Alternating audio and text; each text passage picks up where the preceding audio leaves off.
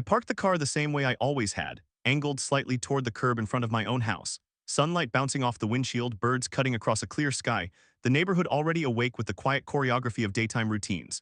And for years that spot had been nothing more than a convenience, a place where my car rested while I unloaded groceries, washed the hood, or stepped inside to grab coffee.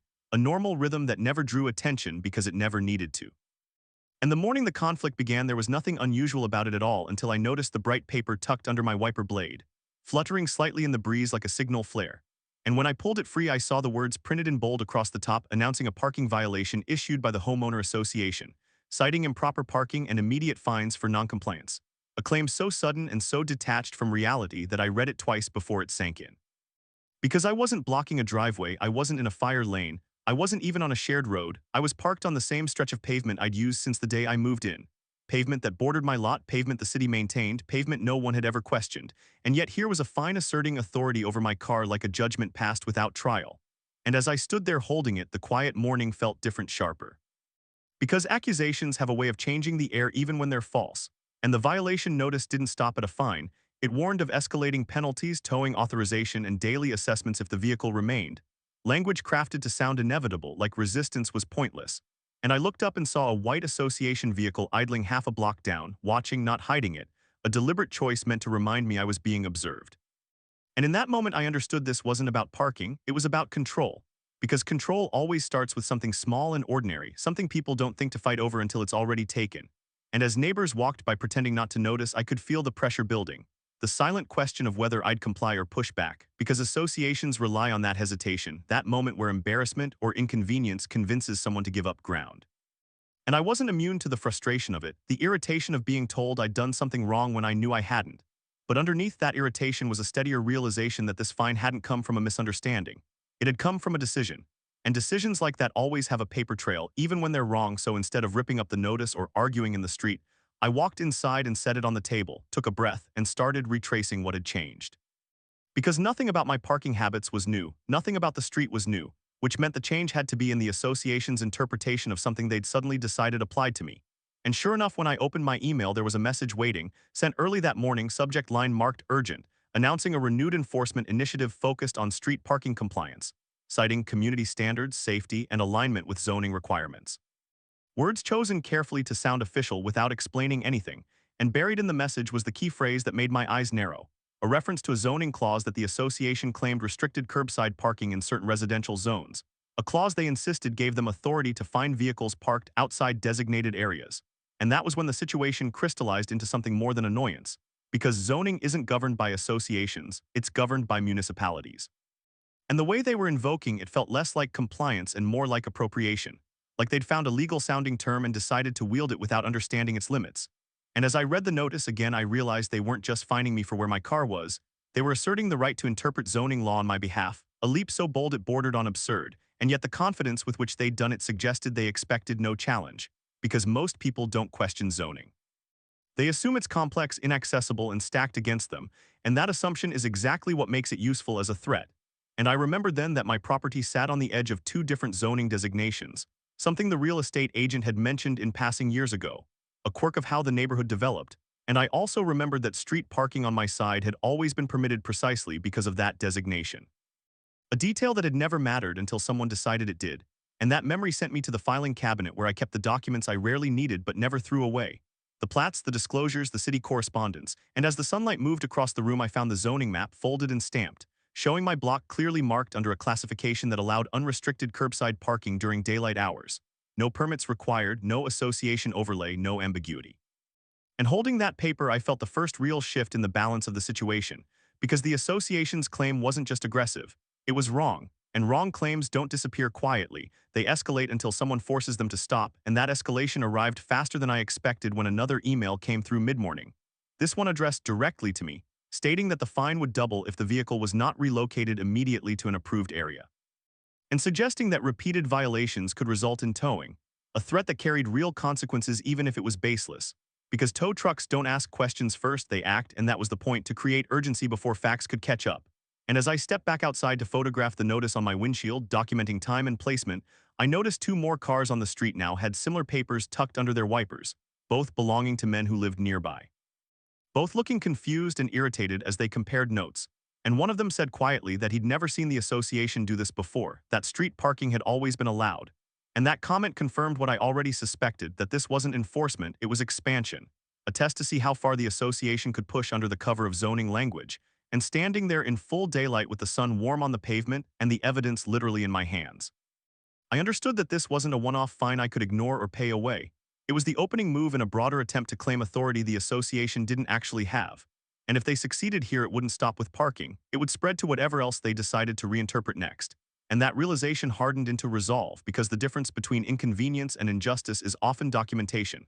And I already had mine, the zoning clause they hadn't read carefully enough, the map they hadn't bothered to check, and the confidence that comes from knowing the ground under your feet is solid.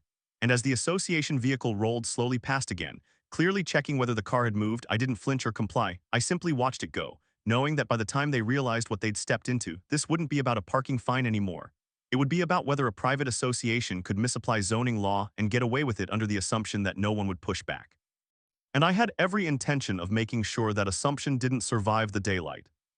The fine didn't stay alone for long, it multiplied, because by the next afternoon the homeowner association had transformed a single slip of paper into a coordinated enforcement push, starting with a second violation notice emailed directly to me claiming the first fine had gone unpaid, even though less than 24 hours had passed, followed by a warning that daily penalties would now accrue until the vehicle was removed from the street, language designed to create panic rather than clarity.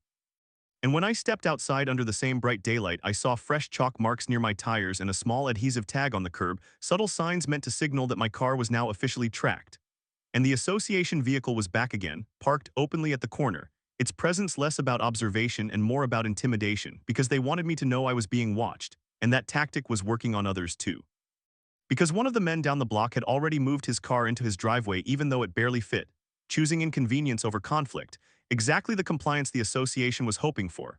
And as I stood there documenting everything with my phone, another enforcement email arrived outlining the supposed zoning clause in more detail, quoting it selectively, stripping out context, and presenting it as justification for banning curbside parking entirely.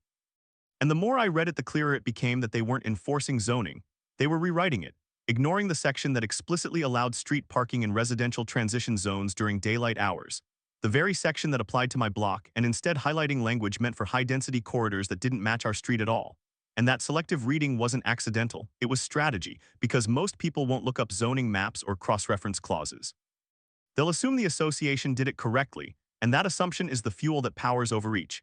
And sure enough, by evening, a neighborhood-wide message went out framing the fines as part of a safety initiative, warning residents that improperly parked vehicles could impede emergency access, a claim that sounded serious enough to silence questions even though no emergency vehicle had ever struggled on our street.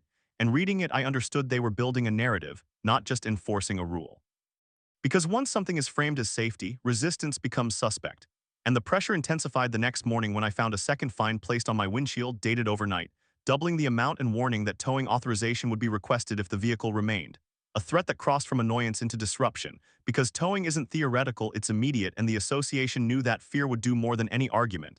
And at that moment, another neighbor approached quietly, telling me he'd called the association office to ask about the rule and had been told it was non-negotiable, which only confirmed what I suspected, that the board had decided to push this through quickly before anyone could challenge the premise. And as the fines stacked up on paper, I felt the tension rise, not just because of the money but because of the implication. Because if they could fine and tow cars based on a misapplied zoning clause, they could do it again.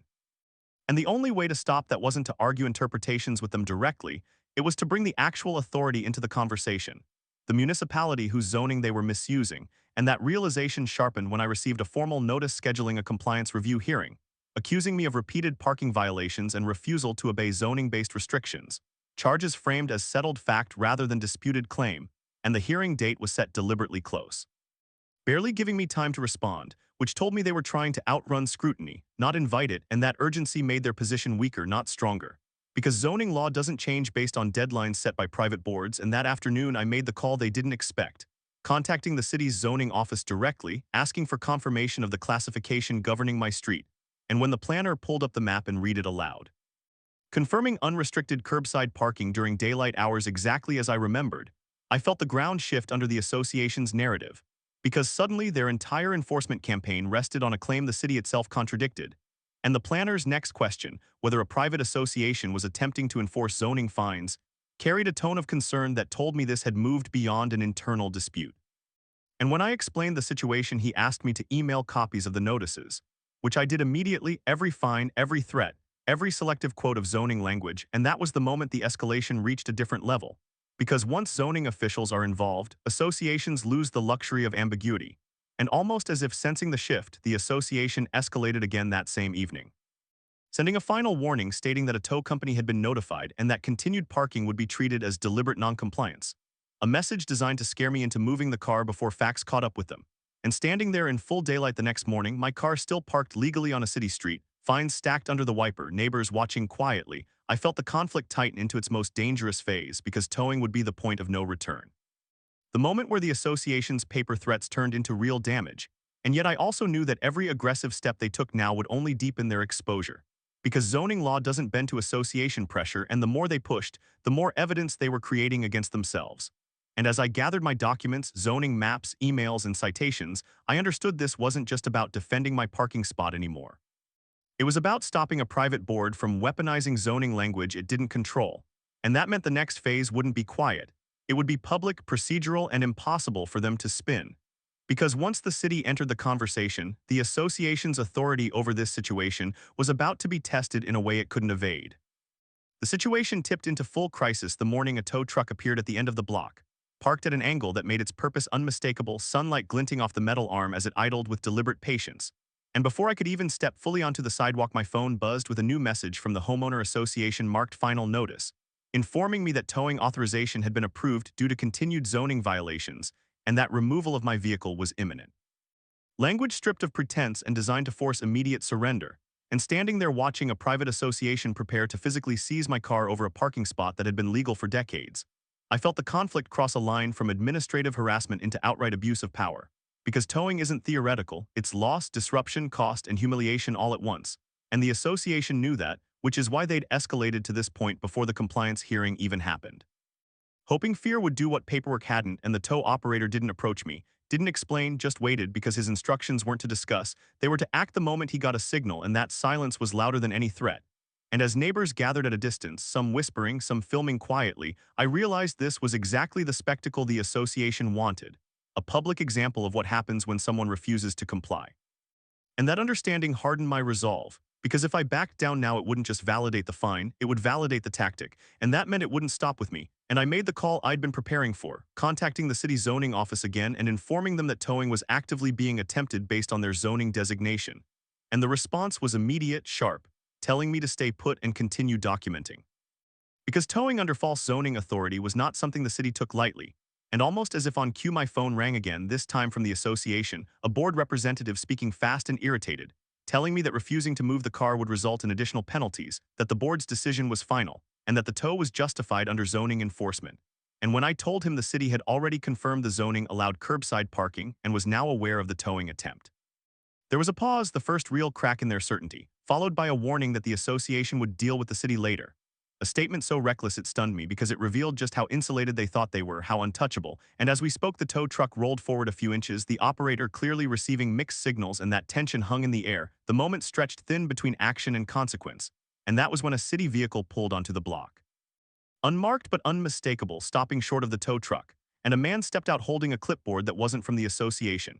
His posture calm, his presence grounding, and everything changed instantly because authority had finally entered the scene. And as he spoke with the tow operator and then turned toward me, asking a few direct questions about the notices and fines, the association's entire narrative began to unravel in real time, because zoning enforcement doesn't happen through HOAs. And once that fact is stated aloud, the performance collapses, and the tow operator shut off his engine, the threat dissolving into awkward stillness, and I could feel the neighborhood exhale collectively, the tension breaking not with a shout but with a correction, and the city representative confirmed again, clearly, that curbside parking on our street was permitted, that no towing authorization existed, and that any attempt by a private association to enforce zoning penalties or towing would be inappropriate. And that word inappropriate carried more weight than any fine notice ever had, because it implied consequences. And as the city vehicle pulled away and the tow truck followed shortly after, the association's leverage evaporated on the spot. But the damage to their position was already done because witnesses had seen it, neighbors had recorded it, and the association had shown its hand. And within an hour an email went out postponing the compliance hearing pending review. A retreat disguised as procedure. And I stood there in full daylight beside my legally parked car, the stack of fines still under the wiper now rendered meaningless, knowing the crisis had peaked and broken, because once a private board tries to tow a vehicle under false zoning authority and gets stopped publicly, there's no quiet way to recover, and the next phase wouldn't be escalation anymore, it would be exposure, explanations, and accountability, because power that overreaches in daylight leaves a shadow it can't erase. And the association had just cast a very long one. The turning point came quietly but decisively, not with another fine or threat, but with the sudden shift in tone that always follows outside scrutiny. Because the morning after the tow attempt, the Homeowner Association issued a brief notice announcing that all parking enforcement actions on our street were temporarily suspended pending clarification. Language so carefully neutral it practically admitted fault without saying it. And when the compliance hearing finally took place later that week, it bore no resemblance to the showdown they'd originally planned. The board members seated stiffly in a brightly lit room, binders thinner than before, confidence replaced with caution, and when the chair opened by stating the association had relied on zoning language later determined to require municipal interpretation, I knew the ground had already moved, because that sentence conceded the one thing they had tried to deny from the beginning. That zoning was never theirs to enforce, and when it was my turn to speak, I didn't argue or accuse. I simply laid out the zoning map, the city confirmation emails, and the timeline of enforcement actions, including the attempted tow, and the silence that followed wasn't disbelief. It was reckoning, because every document pointed to the same conclusion. The association had acted outside its authority and doubled down when challenged, and that reality was impossible to spin once placed on the record. And the association's attorney attempted to reframe the issue as a miscommunication. But miscommunications don't involve tow trucks or stacked fines, and the room knew it, especially when the city zoning confirmation was read aloud again, stating clearly that curbside parking on our block was permitted and that no private entity could impose zoning penalties or authorize towing. And at that moment, the hearing ceased to be about compliance and became about damage control. Because the board members began asking different questions, not how to enforce, but how to undo what had been done, how to retract notices, how to prevent escalation beyond the room, and when the chair announced that all fines issued under the parking initiative would be voided, and that the enforcement program was being discontinued effective immediately, it sounded procedural, but it was a full retreat. And when I asked on the record whether the association acknowledged it had no authority to enforce zoning-based parking restrictions, there was a pause before the answer came, careful and restrained, but clear yes, and that single admission carried more weight than any apology could have, because it closed the door permanently on the tactic they'd tried to normalize. And as the meeting adjourned under bright daylight streaming through the windows, the tension that had hung over the neighborhood for days finally lifted. Replaced by a quiet awareness that the association had crossed a line and been forced back by facts it couldn't argue with. And walking out of that room, I didn't feel triumphant. I felt resolved, because the conflict had turned not through confrontation but through clarity, the simple act of forcing authority to stay in its lane. And I knew the final phase wouldn't be loud, it would be administrative, retractions, policy changes, quiet emails, the slow unwinding of an initiative that should never have existed. And that unwinding was already underway. The resolution settled in layers rather than fireworks, the kind that leaves no doubt about who crossed the line and who held their ground. Because within hours of that hearing, the Homeowner Association began dismantling its own campaign piece by piece, starting with an official email sent to every resident on the street stating that all parking fines issued under the recent initiative were void. Followed by a second message clarifying that the association did not have authority to enforce zoning-based parking restrictions and would defer entirely to municipal guidance going forward. Words chosen carefully but heavy with implication. And by the next morning, every violation notice that had been tucked under windshields was gone, collected quietly before anyone could photograph them again, as if erasing the paper might erase the memory, but memories don't disappear that easily. Especially when a tow truck has already shown up in broad daylight, and the fallout continued internally as well. An emergency board meeting announced and then abruptly canceled. An updated enforcement policy circulated emphasizing jurisdictional verification, and the association's enforcement officer suddenly reassigned to other duties, all signs of an organization trying to stabilize after exposing itself. And for the neighborhood, the shift was immediate. Because once the fines vanished and the cars remained parked exactly where they had been before, people began talking openly about what had happened, about how easily the association had claimed power it didn't possess, and how quickly that power collapsed when the city stepped in. And those conversations mattered more than any formal apology because they changed the dynamic permanently, residents no longer accepting enforcement emails at face value, asking questions, requesting citations, verifying claims.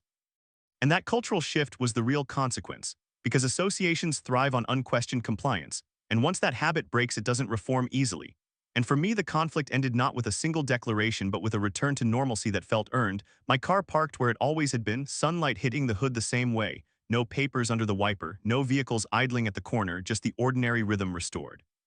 And the final confirmation arrived in writing when the city zoning office sent a brief statement confirming that curbside parking on our block was permitted, and that no private association had authority to fine or tow vehicles under zoning law.